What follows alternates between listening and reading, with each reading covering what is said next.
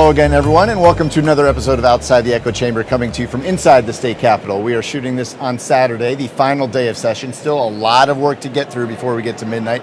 Hopefully by the time you watch this, a lot of these things will be resolved, but we wanted to take the opportunity, first and foremost, to thank our guests today who took time out of a very busy day to join us, but also to kind of go over what's transpired over the last couple of months, what has happened that maybe they're happy with, maybe some things they aren't happy with. And joining me now is the leadership from the House, Speaker Roger Hanshaw and Minority Leader Sean Hornbuckle. Gentlemen, first of all, again, thank you so much for your time today. I know it's been a busy day and there's still a lot of work to do. Just as we kind of put a bow on what's happened so far, Speaker, could you talk to us about some of the bills that you're proud that have gone through, maybe some of the bills that you're unhappy with, and what work still needs to be done? Sure, yeah, so we're on day 60. We do have several hours left in the day, so by the time your viewers watch this episode, there'll be finality on some of these questions. But as we sit here at 3 o'clock on Saturday on day 60, I'm proud of the fact that the House has passed a pay raise bill. The governor called for another raise for our public school teachers and state workers, our service personnel, state police officers. We're happy that we have passed that out of the House. I'm happy that we've been able to pass a bill eliminating the personal income tax on Social Security. That was a shared priority of a lot of us early in the session. The House did that. We did pass that bill. I'm hoping that by the time the viewers see this episode, that bill will be the law. There are some other things, though, that are not as prominent in the headlines, Rick, that will eventually change this state in very positive ways. And I'll highlight one of those. Okay. So just today, legislative action was completed on a bill to stand up a new program within the Higher Education Policy Commission that will create an opportunity for men and women who work in the skilled trades in West Virginia to earn an associate's degree for completing apprenticeships. This has been something that we've talked about for 2 or 3 years. We were finally able to complete that today. That bill is now the law. And also today, we finalized a $2 million supplemental appropriation to the Rockefeller Neuroscience Institute at West Virginia University. That money will fund a clinical trial for Dr. Ali Rezai and his team to use technology that I'm convinced will win him the Nobel Prize someday to treat neurodegenerative disorders, specifically post-traumatic stress disease, right here in West Virginia. We shot an episode about that. I don't mean to interrupt you, but that is some cutting-edge stuff and things that not only will help people, but also could help the state as we bring that kind of technology. It absolutely will. And I want to talk to you, Sean, a little bit because, it seems a lot of bipartisan work was done, but as always, there's also some contention, and that's the way politics thrive, on conflict and trying to find that compromise. From your side of the aisle, what are some of the things that you saw that you liked, and maybe some things that you'd hoped that had gotten done? Well, I'd like to echo what Roger talks about. The Speaker, he had stayed firm on working in a bipartisan manner. We talked about the Social Security, eliminating that, right? That's a huge, huge thing to eliminate that tax. That was a key thing. Also, the pay raises. We worked really, really hard on that. One thing that was also bipartisan was working on the Promise Scholarship. Yes. Good buddy of mine, Delegate Clay Riley, he was the lead sponsor on that. It's basically a second chance bill. So we often know that when students go to college, they have issues, they have troubles. But if they fall off the horse, they are now able to get back on the horse, provided they do the correct measures to be able to earn that Promise Scholarship again. I think that's wildly important for our students. As far as unhappy, I have to be honest here that I just think that I would say incomplete, all right? Incomplete and insufficient as far as what we were working on this legislative session. I think there were a lot of things like childcare. That was something that was a bipartisan issue that we did not get to address. I really want to make sure that we take time, hopefully in the next session or even a special session, to really take care of that. We also want to take care of, in any way possible, there was different bills out there to try to adjust utility rates, right? A lot of our neighbors were unhappy about the utility rates. So there's a couple of things that we really wanted to work on, but we felt like we took up things this session that did not move the needle for West Virginia. It was just really inefficient and hurt the process. Sean's right about one of those points, Rick, and it merits doubling down on a little bit, and that is the importance of creating child care opportunities here in West Virginia. That was a priority that many of us, and myself included, announced on many pre-session programs, perhaps even this program, I don't remember, but It's a big deal for us. It's still a big deal for us, and it's one I hope that we revisit in May when the governor calls us here for what we're now referring to as an appropriation session.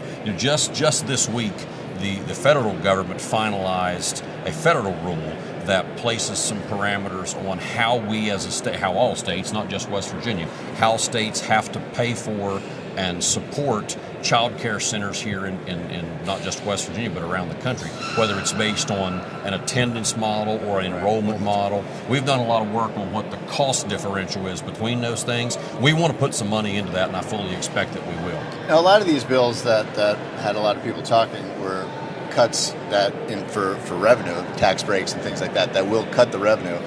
And then we're also talking about things like the Hope Scholarship, which will expand spending.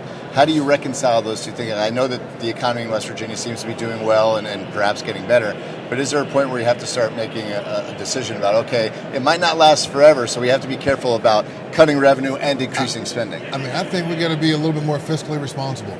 I do think you go several years out, we could potentially have some troubles with our budget and our dollars and our revenues coming in the state. And so while I understand the importance of what we would call school choice, I do think there's some parameters that we have to put on that program of the Hope Scholarship to make sure that, one, that our taxpayer dollars stay in state, but make sure we don't explode this thing, right? Because I really do think here in a few years we're going to have some fiscal issues. One of the things that's kind of blowing up right now that people are talking about is, you mentioned some of the big bills that got through the House, like the pay raise bill, eliminating Social Security taxes on more people in West Virginia. There's some talk that maybe the Senate might be holding that up because of the unemployment bill, or that you guys might be holding it up because of the unemployment bill, making sure that they get it through the Senate. Has there been any talk about that, or what some of the obstacles are in the Senate right now with that unemployment bill? Well, hold up's not the right word, Rick. I mean, anytime we get down to the last night, what we spend on and what we don't spend on is always that always goes into what our budget looks like, right? So the cut to Social Security as the House passed it is phased in over 3 years. So that this year that would work out to about a $4 million hit to the budget. The pay raise bill every year that we do one of those bills at the level proposed by the governor is typically around 120-ish or so million dollars. So the Senate's pointed out for our consideration as Sean says, the eventual hit to the budget that will come if some changes aren't made to the structure of the state's unemployment programs. We've continued to work with them, and in fact we've worked with them throughout the day today even on what options for that might look like. I wouldn't say it's necessarily any different than how we've done this process for 50 years. A lot of times people don't understand that a lot of government work is actually just grinding it out, like in the making compromises, in there doing the work. You know, they see all the things that create the headlines, that create the people yelling at each other, like when we had people on the floor talking about Texas and border security and things like that. But for the most part, I think most people would say it's been a pretty uneventful session. But it's funny because right before we came on the air, you guys were saying it's been a session. So I mean, what have some of the challenges been, and what are some of the things going on maybe behind the scenes that people haven't seen? Either one of you can take that one. Let me tee it up, maybe. So I'm not trying to put you on the spot. You're not putting me on the spot at all. In fact, I like to answer this question because what very few people in the public see, unless you watch this every day, is how many votes we take out that are unanimous. Yes. And most of the work that we do for 60 days here every year is the nuts and bolts of just running the government. Right. It's making sure that people can file their income taxes. It's making sure that the streets get swept and the garbage gets picked up. Yeah, the things that do spark philosophical or political or emotional differences among people are the things that grab attentions and grab headlines. Those are a small minority of the overall number of things that we take up here as a body. And you specifically asked, I want to directly answer your question about how people work together behind the scenes. I consider us good friends, and we have a great relationship behind the scenes, inside and outside of politics. And people will always say that, and I've heard you say that about Roger too. I mean, it seems like it's not just lip service. So you guys honestly do want to work together. Sometimes it can be more difficult than others. And absolutely want to work together. I have said that before I was a leader. I've said that during my post, and I will continue to say that. But however, and I do agree that those are not an abundance of some of those issues that we're talking about, but the divisive pieces of legislation, what we call culture wars, while they are minuscule in the amount, they take up time. They take up time from being able to do more of the people's work, and they're unneeded. And I'm not suggesting that we be in the majority tomorrow, right? But I do think that West Virginia will have a better product, even if it was 60-40 or heck 65-35. I just think we need more people to get a better balance, because at the end of the day, the answer is somewhere in the middle, right? Is some of that a byproduct of, in the House, you're almost always running a campaign because your term's up every 2 years? A lot of these people are trying to talk to their constituents, or trying to, maybe it's a race to the far right in some of these areas that have gone 70-30 for Trump. Is it almost like just bringing up issues that they can put on mailers? Listen, it's not good for West Virginia. It is not good for West Virginia. It keeps us behind, and we have so much momentum in certain areas right now, especially economic development. And I will always tip my cap to the speaker on that, as he has spearheaded a lot of that movement that we have here in our state. We've been fortunate enough to be able to work with our federal partners who've given us a lot of infrastructure dollars. We've worked in a bipartisan manner on that. And there's been a lot of homework outside of session. But I will continue, Rick, if we don't stop, all right, rolling some of these culture wars divisive, nobody wants that. Again, the answer is usually somewhere in the middle. And right now, I would venture to say we can't get all the things that we want done because those silly things take up time. The macro version now, the 30,000 feet in the sky version, looking at everything. Just your take on, are we better as a state right now than we were when the session started? And what can we be doing from now until next session to make sure that West Virginia's even better next year? Well, we always need to be making sure that we're keeping our fiscal house in order. Sean's absolutely right about that. We've got to constantly be monitoring spending. We've got to constantly be making sure that we're being good stewards of the people's dollar. And that's part of why we expect to be back here in May when we look at how much money we have in the state surplus. You probably will be back here in May. Almost certain. We've said that very publicly. I'll say it again here right now. We expect to be here in May, near the end of the fiscal year, because we don't want to do some of the larger ticket spending items right now without knowing for sure where we're going to land in terms of how much money we'll have on hand. And Sean, I'll ask you a question that I started with when we had you guys on, when we were starting the session. The numbers in your party just keep kind of down to 11 right now. Yes. Who knows where we'll be in a couple more years. With those types of numbers, as the leader of that party, how do you make sure that your voice gets heard, that your agenda gets enough votes to at least have people consider it and talk about things? Our voice will be heard. We're always going to speak up against things that are regressive for West Virginia, but we'll also be loud when we agree in bipartisanship. So that's very, very important to us. We're going to go out into our communities and tell the story of session. We're going to tell the good, the bad, the ugly, and we're not going to be ashamed to do so. Again, going out to the next year's, we are concerned about the budget, though. I know I talked about that earlier. You take with the PIT that we took up a session prior, and with the triggers and things of that nature, we're not sure if we have enough revenue coming in, and so we've got to be very, very cautious of what we're doing with our budget for the years to come. And we had a couple bills that were sports related, a transfer portal bill and now a club sports bill that a lot of people are talking about. And a lot of people are saying, they're passing these bills without really understanding what's going to happen down the road. And if you remember, it was on the first session that we had, I talked about the transfer portal bill. Now, again, I will say we didn't do anything on that this session. I know that the governor talked about it. I wish we could have done something on that. But I also said that it did not deserve a knee-jerk reaction, because that answer too is somewhere in the middle. I don't think the absolute right answer is going right back to the way that it was, but we do know what's going on right now isn't working as well. And the Senate's club sports bill just got killed in education. It just got killed in education, yes, sir. So, okay, as we sit here today, still a few more hours left. I'm going to have you look at your crystal ball, and then we'll see when this airs how close you were.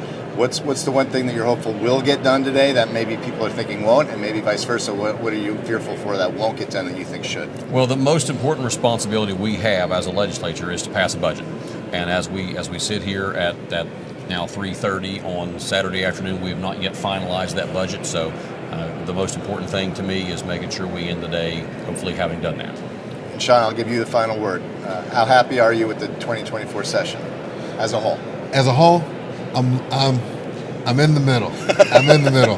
Again, there are a couple things that we talked about before. All right, pay raises, Social Security. Again, that Promise Scholarship bill, they were good.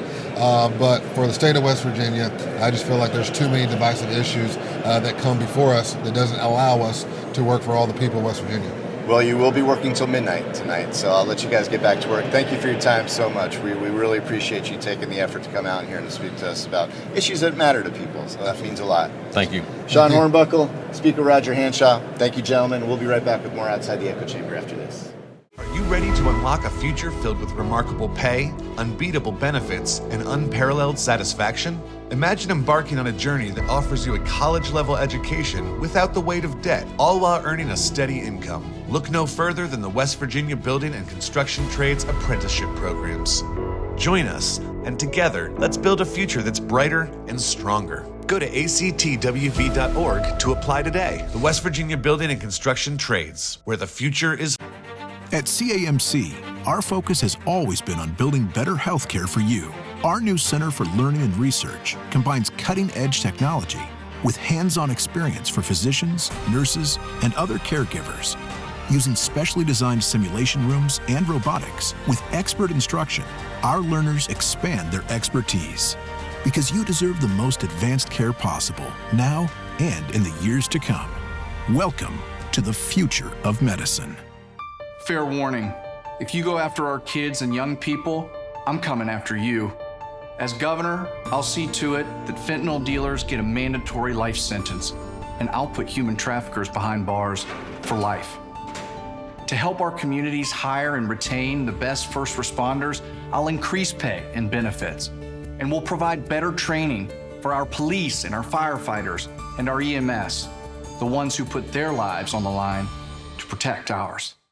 Welcome back inside the state capitol as we continue this episode of Outside the Echo Chamber on the last day of session. And joining us now is Senator Mike Stewart to get some insight about what's going on in that chamber right now. Busy day, so first of all, thank you for taking some of your time out to talk to us. I know there's a lot still to get done, but if you could begin with maybe an overall vision of what's transpired so far in the Senate in the 2024 session, some of the things you're most proud of and some of the things that you still think need work.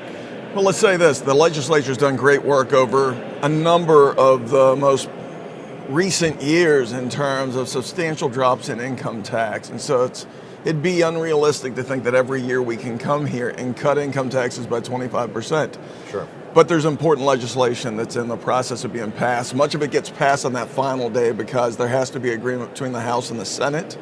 And this is one of those days I always wish folks could actually see behind the curtain. And so this is one of those days where there's a lot of wait and see, and you watch the way it passes. The other chamber will pass a bill. We've got to come into session to move on that bill, and vice versa.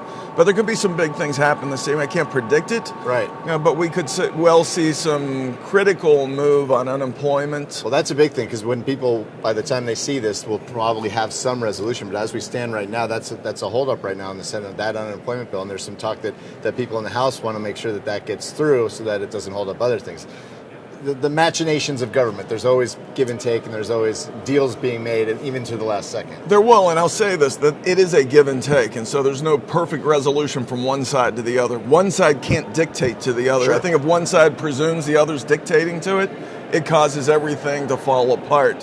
The remarkable part of the way our government works is that there's agreement. You have 134 people, 34 in the state Senate, 100 in the House of Delegates, and then you have a chief executive. So trying to get all those pieces to work together, and it wasn't supposed to be easy, right? The founders never wanted us to be able to just willy-nilly throw through legislation. It's that old saying, if both sides leave unhappy, you probably did it right. I think that's right. And often, in fact, the things I most staunchly support, and especially on the law enforcement side, protections for trying to reduce the number of crime victims, it's usually a compromise. It's not something I love, but it's not something the other side loves either. We end up with a good compromise in the middle. I think by the end of tonight, we'll be able to go back and look at the session and say this was a good addition to prior year's sessions. Fiscal responsibility is a big phrase that both sides have used a lot this year. a lot of these bills are making cuts to revenue with tax breaks and things of that nature. There's also a bill that would expand the Hope Scholarship, which is a big spending bill. How do you reconcile those two things? It's a question I asked of House leadership. Right now, we have a pretty stable fund in place. The economy's good. It looks like the future, at least short term, could be bright for West Virginia, but you can't predict the future. So how do you make sure that the spending and the cuts kind of coalesce and so you have to be prudent about this whole thing, and this is where, you know, the public looking at what we're doing here say, cut that tax, but you have to understand when we cut those taxes, we have to have revenue to make up for those cuts in taxes. And so I think there's a good balance going on. There are good people working in the House, good people working in the Senate, folks who have an institutional knowledge as to how this works, that I think are doing a really good job at balancing those factors. And I think ultimately at the end of the day, the reason we're so well run in West Virginia today is that prudence. We look down the road hoping things will work out, but we don't throw everything at it and pray on a wish that it comes through. We're prepared if there's a downturn in the economy. We always want there to be an upturn in the economy. But what I think you're seeing today is a very reasonable balance of the folks who want tax cuts, revenue cuts, to balance with what we hope will be growth in the future. 60 days ago, we had Minority Leader Mike Wolfel on here talking about one of his landmark bills was the child care tax credit bill. Never really seemed to go anywhere this year. I mean, why was that? Well, I think there are a lot of good ideas that don't go anywhere. I mean, this is a very tough process. I can tell you that some of the stuff I've worked on last year, I had landmark legislation that would deal with vape shops in terms of the drugs that are sold over the counter. This year we have a similar bill coming through. It still hasn't passed all the way through. We're going to have some give and take this evening on the way that process works. Another bill that I'm still waiting on tonight, the Violent Crime Prevention Act. What it does, it's remarkable. We'd be the fourth state in the country to pass this type of legislation. It would be a significant bill in defense of reducing crime and protecting law enforcement. But it will take the shell casings from a firearm, put it into this national network of machines, and tell us if there's links from that firearm to other crimes that have happened around the country. It's a remarkable bill. We'll go to conference later this evening. What that means is there's 3 members of the Senate, 3 members of the House that come together to try to negotiate a resolution, and I'm hopeful we end up in a really good place. You just did a fantastic job of talking about bills that weren't the child care tax credit bill. Specifically speaking, and I know maybe, sometimes, I don't know, is a fine answer, but there was no traction there in a bill that a lot of people wanted to see get done. So I can say in the entire child welfare area, I think there's a lot of work that needs to be done. I've called for an independent investigation of CPS from day one. I've called for months for an independent investigation of CPS. I think there are a whole bunch of people all across West Virginia that feel there's a lack of confidence, that there's a real trust in our entire child welfare system. And so I think we're going to have to take a session, perhaps it's next year, perhaps it's a special session, where we need to dedicate ourselves to all those issues related to children. Yeah. Ultimately, that ends up being the focus of everything we're doing here. That child tax credit didn't pass, but gosh, we can't pass every single tax credit. And I'd like for us to look at this in sort of a universal perspective of trying to put the whole package together. You're almost certainly going to be back in May. I don't see any way that you're not. I don't think there's any way we won't be back in May, because there's certain key triggers that we're going to see between now and then. Is that a chance maybe to revisit that and tweak it in a way that you can get it through? I think it's possible that we'll do that, but I think this is going to be a key year after massive tax cuts last year. Additional tax cuts I can project, I think, happen this year. There's going to have to be some tweaking on the revenue front. And whether we have additional revenues for things like child tax credit that I think there is broad-based support for, the question is, how do you apply it fairly, evenly, without crushing the budget? I think that becomes the issue. And then I think there's going to be a greater appetite. I'm going to continue to push the issue of CPS independent investigations, not one done internally, but where we can get real confidence that the foster system, child protective services, is actually working the way we want. I think there's a lot of folks working very hard trying to fix that system. But I hear from moms and dads, grandmas, grandpas all across West Virginia every single day who have grave concerns and a lack of trust with that system today. Last year, a transfer portal bill was passed that a lot of people this year are not happy with. Nothing really got done on that this year. But there was a bill that came out of the Senate about a club sports bill that just got killed in education in the House. A lot of people are asking this question, like, why are they worried so much about high school sport? Why are they messing with something? It's almost like a solution begging for a problem. That could be unless you're that child who's involved in that sport. Yeah, I know it's spun as like freedom of choice and going to what school you want to, but is there an awareness in that body, in the Senate, of the collaterals that are happening here with what's happening with all these kids transferring and what it's doing to some of these smaller communities? It's no question. So I represent Lincoln, Logan, Boone, all of those counties in southern Kanawha County, and not the wealthier part of Kanawha County. Right. So I'm very sensitive to the idea of sort of the cannibalization of our communities, because these sports programs are critically important for the health and the economics of a community. Yeah. But I'm also sensitive to the fact that these students sometimes are in programs that aren't responding to them. And so there's a balance here. There's no question that transfer portal bill was probably passed without enough debate or enough study before we pushed it last year. Yeah. But I think before we reverse course on that, we probably ought to give it one more year. But I can tell you, everybody's still talking about that bill. And I think anytime we talk about education, we try to look at it from the lens of both West Virginia and the student and make sure our priority is the student. Only 3 Democratic senators in that chamber right now. Politics sometimes thrives on conflict, and when you lack that from one side of the aisle to the other, when you can run roughshod over the other party, sometimes it creates division within a party.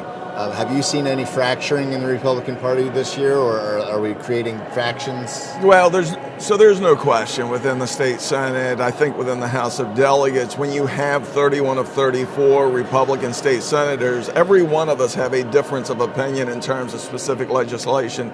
You do break down into camps, but I think there's broad-based agreement that we like where we're headed in terms of economic growth.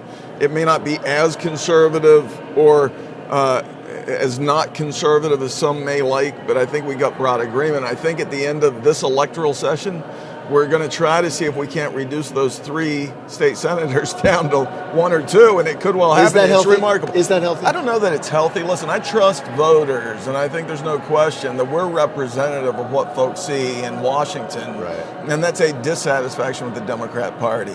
I will say this, I work incredibly well, and my Democrat counterparts work incredibly well with us. We don't really operate with these partisan labels when we're here operating within the chamber. Yeah. They provide a great benefit in debate to the things we do, and they're great to work with. And I'm prepared to work with whoever constituents send here for me to work with. I don't get to pick that. But there's a collegiality that we get amongst folks. But I'll say this, I think it's important for those folks watching us right now, pick up the phone. You got to send your emails, send your messages. They have an impact. They have a major impact. 12 phone calls, 20 phone calls can change the course of a bill. Sure. And so I believe in that citizen government. I believe every bill we ought to look to say, hey, what's the person in a little White House with a white picket fence thinking about this? Because this echo chamber in the Golden Dome, I refer to it all the time. Well, that's a good shout out for the name of this show, too, Outside the Echo Chamber. Is that what it's the echo chamber of the Golden Dome. Yeah. But it can be an insulator in a not healthy way. Absolutely. And so, because here you have citizens from all across West Virginia, a lot of lobbyists, and elected politicians, some of which have served for a very, very long time. I think it's very important that citizens from across West Virginia let us know what they think about these bills. Still not across the finish line yet. How satisfied are you with the 2024 legislative session? Well, listen, this hasn't been a hallmark legislative session like we saw in 23 or 22. But keep in mind there was a lot more low-hanging fruit in those years. Yeah. The challenge this year is we've done so much work in prior years on big things. You can't always follow it up with these major stories. And so it's important for us to let constituents know we've worked every bit as hard this year as we have in prior years. There's still good stuff to come. And I'll say things that aren't quite as sexy. Unemployment insurance, right? It's just not that sexy, but it's critically important in terms of how our economy grows and how employers look at West Virginia. It's much sexier to talk about things like 25% cuts to personal income tax And I'll point out to folks that 25% cut last year could lead to another 10% this year if we meet the right triggers. And so the 23 session will reverberate for many, many years in this body, in this chamber. And I don't want to put you on the spot because you can't predict the future and there's still a lot of work to be done. But as we sit here today, do you think that the unemployment bill as is will get through the Senate today? I don't know about as is. I'm sure there'll be some give and take on both sides, but I'm very confident that whether it's today or whether it's May, there's going to be major work in terms of trying to solidify that program. Keep in mind, I was a no in the Senate on the unemployment fix as presented, but I think there have been some changes that probably make it a more prudent measure today. But I always try to look from the standpoint of the unemployed person. What are they going to be able to rely on in terms of income that comes in, but also from the standpoint of employers. It's a balance that we have to drive. But I never want anybody. I think this bill won't go into effect, at least as drafted, till January 1st, 2025. I'm very sensitive when I see Allegheny Wood Products or Cleveland Cliffs, that rolled steel production facility in Weirton. That stuff breaks my heart. And we don't know if there's another one of those that comes out next week or the following week, right? This is a tough economy for some, a vibrant economy for others. But we have to make sure we have a system that not only is good today, but will be good over the next generation. And so I think that's the effort right now, is to make sure it's able to respond not only to the employment community, but those folks who need to rely on that program. Final question, is West Virginia legislatively better off today than they were at this time when the session started? And what can be done before next year's session to make it even better? Well, listen, I think challenges change in terms, we can't predict next month what the challenges are that are going to hit us. But I can say this, West Virginia is far better off today than it was 8 years ago, far better off today than it was 4 years ago. We can't say that as a nation on the whole. I think we have real challenges coming out of Washington.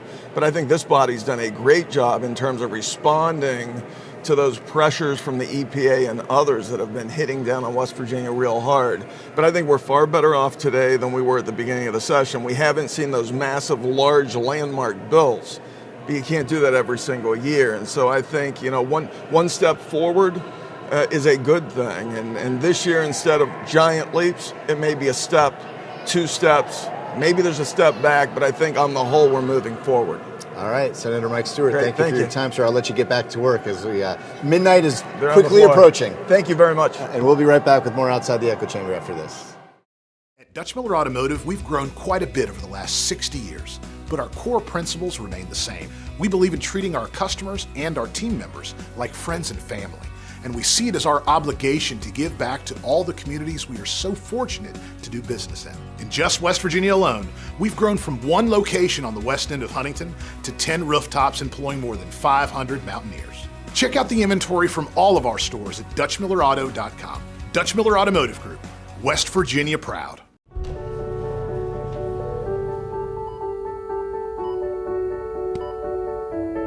When it comes to surgical care, you want the best hands behind the robot. And those are ours.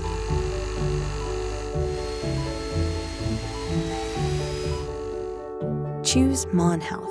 Feel the difference.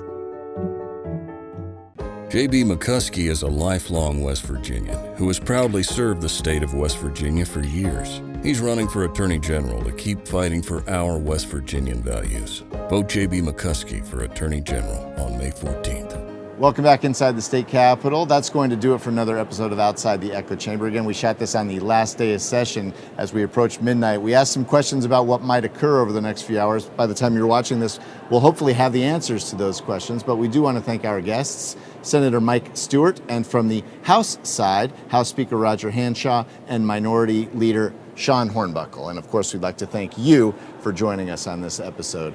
Until next time, I'm Rick Lord. Take care.